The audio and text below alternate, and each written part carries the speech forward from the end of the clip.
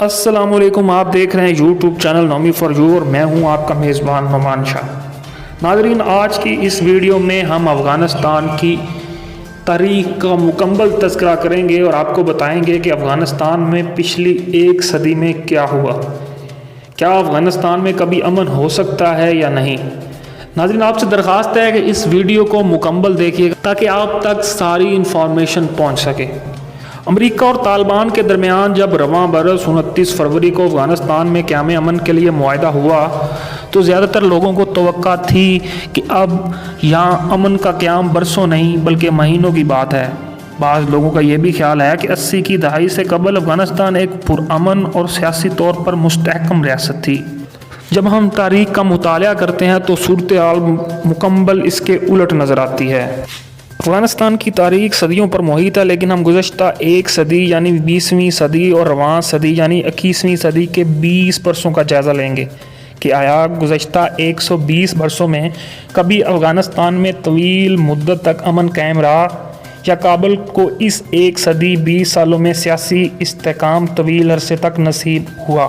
افغانستان کی تاریخ صدیوں پرانی ہے، لیکن معلوم تاریخ سے پتہ لگ رہا ہے کہ موجودہ ریاست کی بنیاد 1747 میں احمد شاہ درانی نے رکھی۔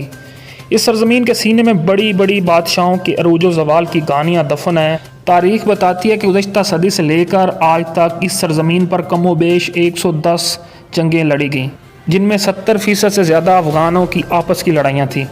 باقی 30% جنگیں افغانوں نے بیرونی حملہ آوروں کے خلاف لڑیں۔ مگر افسوس کہ ان بیرونی حملہ آوروں کے ساتھ مقابلہ اور شکست کی تمام تر تفصیلات تو موجود ہیں، لیکن آپس میں لڑی گئی جنگوں کا تذکرہ نہ تفصیل کے ساتھ موجود ہے اور نہ ہی افغان اس کا زیادہ تذکرہ کرتے ہیں۔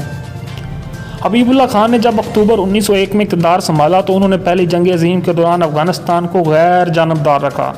افغانوں کو ان کی یہ پالیسی پسند نہ آئی اور 20 فروری 1919 کو حبیب اللہ خان کو قتل کر دیا گیا۔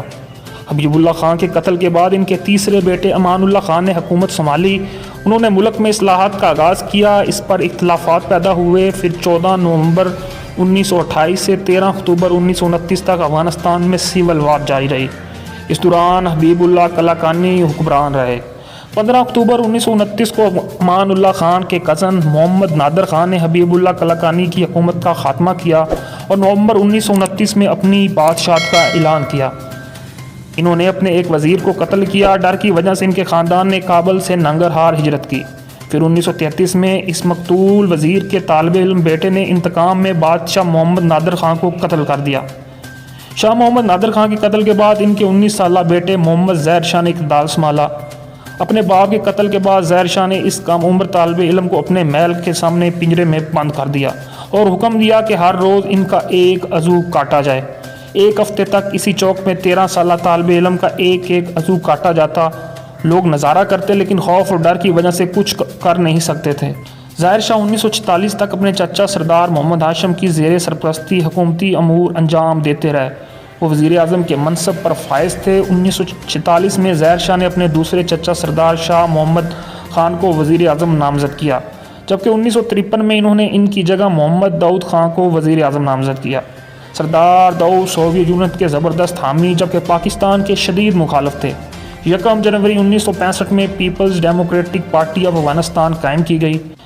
اس جماعت کے سوویت یونین کے ساتھ قریبی تعلقات تھے، لیکن یہ پارٹی بھی زیادہ دیر تک متحد نہ رہ سکی۔ 2 حصوں خلق اور پرچم میں تقسیم ہوئی۔ خلق کی قیادت نور محمد ترکی اور حفیظ اللہ امین کے ہاتھوں میں تھی، جبکہ پرچم کی قیادت مبارک کارمل کر رہے تھے۔ اس دوران ظاہر شاہ خاندان پر بدعنوانی اور خراب معاشی صورتحال کے سنگین الزامات لگائے گئے۔ سابق وزیر اعظم سردار داؤد نے 17 جولائی 1973 کو اس وقت اقتدار پر قبضہ کیا جب ظاہر شاہ علاج کے لیے ملک سے باہر تھے۔ سردار داؤد خود وزیر اعظم اور صدر بن گئے۔ 1978 میں حکومت نے پیپل ڈیموکریٹک پارٹی کے اہم رہنما میر اکبر خیبر کو قتل کیا۔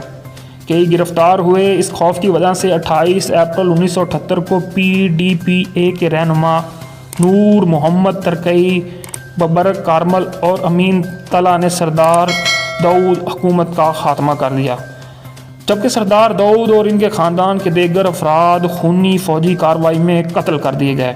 اس خون ریز سانے کو تاریخ میں سرخ انقلاب کے نام سے یاد کیا جاتا ہے۔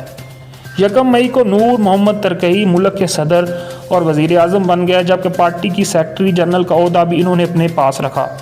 مارچ 1979 میں حفیظ اللہ امین وزیر اعظم نامزد کیے گئے، جبکہ 14 ستمبر کو حفیظ اللہ امین نے نور محمد ترکی کو مذعول کیا، وہ قتل کر دیے گئے اور حفیظ اللہ امین اقتدار پر قابض ہو گئے۔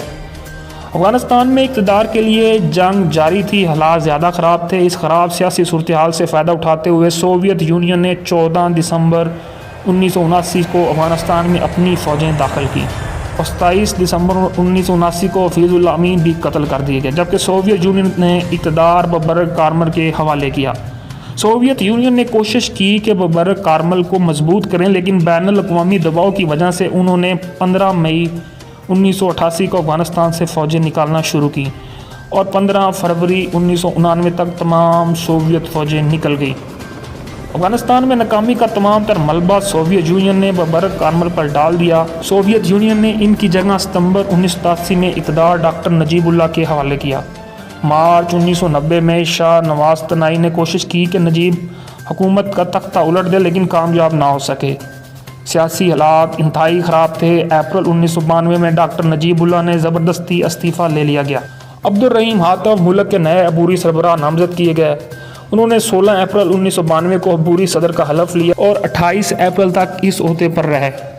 26 اپریل 1992 کو معاہدہ پشاور ہوا، جس میں سبقت اللہ مجددی کو عبوری صدر نامزد کیا۔ سبقت اللہ مجددی 2 مہینوں تک صدر رہے۔ اس کے بعد جون 1992 میں برہان الدین ربانی نے منصب صدارت سنبھال لیا۔ سوویت یونین کے انخلاء کے بعد مجاہدین کے درمیان حکومت سازی کے لیے اسلام و مشورے جاری تھے۔ گلبدین حکمت یار جون 1993 میں وزیر اعظم منتخب کیے گئے۔ وہ جون 1994 تک اس عہدے پر فائز رہے۔ جون 1996 میں دوبارہ وزیر اعظم نامزد کیے گئے۔ اس مرتبہ وہ اگست 1997 تک اس منصب پر فائز رہے۔ 9 سال تک مجاہدین سوویت یونین کے خلاف لڑتے رہے، جس کی ایک طویل داستان ہے۔ اس دوران مختلف ممالک نے کوشش کی کہ افغانوں کے درمیان صلح ہو، لیکن وہ آپس میں لڑتے رہے۔ حکمت یار، احمد شاہ مسعود، برہان الدین ربانی، سبقت اللہ مجددی، عبدالرب سیاف، رشید دوستم سب کوشش تھی کہ تخت کابل پر قبضہ کر لیا جائے۔ مجاہدین کی آپس کی نا اتفاقی کی وجہ سے ملا عمر نے تاریخ طالبان کو منظم کیا۔ انہوں نے ستمبر 1996 میں کابل پر قبضہ کر لیا۔ مجاہدین رہنماؤں کی اکثریت روپوش ہو گئی یا انہوں نے جلا وطنی اختیار کی۔ کابل پر قبضہ کرنے کے بعد طالبان نے امارات اسلامی کا اعلان کیا۔ ڈاکٹر نجیب کی لاش کے ساتھ جو کچھ کیا گیا وہ افغانستان کی ایک تلخ تاریخ ہے۔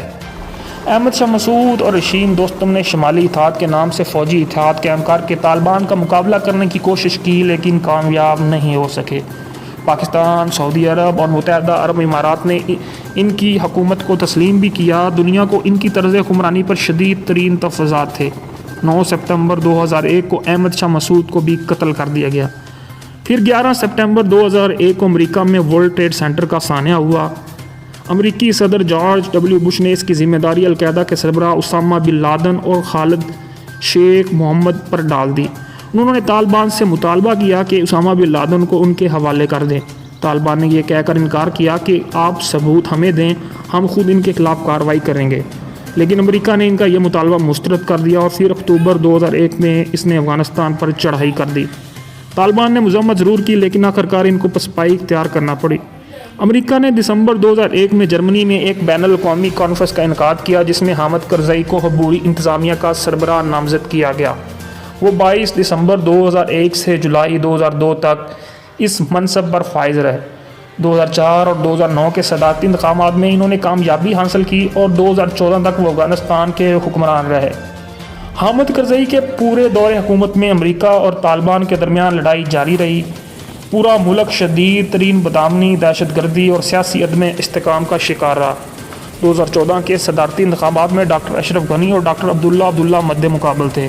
ڈاکٹر عبداللہ نے نتائج تسلیم کرنے سے انکار کیا، لیکن امریکی مداخلت پر نئی حکومت تشکیل دی گئی۔ ڈاکٹر اشرف غنی صدر جبکہ ڈاکٹر عبداللہ چیف ایگزیکٹو منتخب ہوئے۔ 2018 میں امریکہ نے طالبان کے ساتھ مذاکرات کیے، جس کی وجہ سے اپریل 2019 میں صدارتی انتخابات کو 2 مرتبہ ملتوی کرنا پڑا۔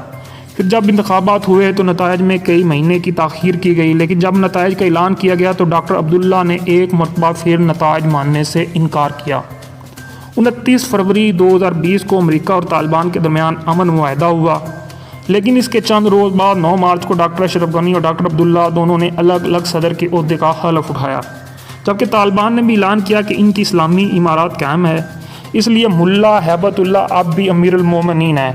جدہ صورتحال یہ ہے 2 صدر اور 1 امیر المومنین حکمران ہیں، جبکہ حکمت یا رشید دوستم اور عبدالرب سیاف بھی تیار بیٹھے ہیں۔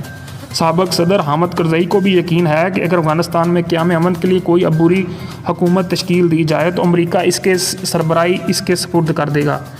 گزشتہ 120 سالوں کا سبق یہی ہے کہ افغانستان میں طویل مدت کے لیے نہ کبھی امن قائم ہوا، نہ وہاں سیاسی استحکام کا قیام ممکن ہوا، بلکہ زیادہ تر افغان آپس میں حکمرانی کے لیے لڑتے رہے، جبکہ 2 مرتبہ بیرونی حملہ آور سوویت یونین اور امریکہ کو عبرتناک شکست ہوئی۔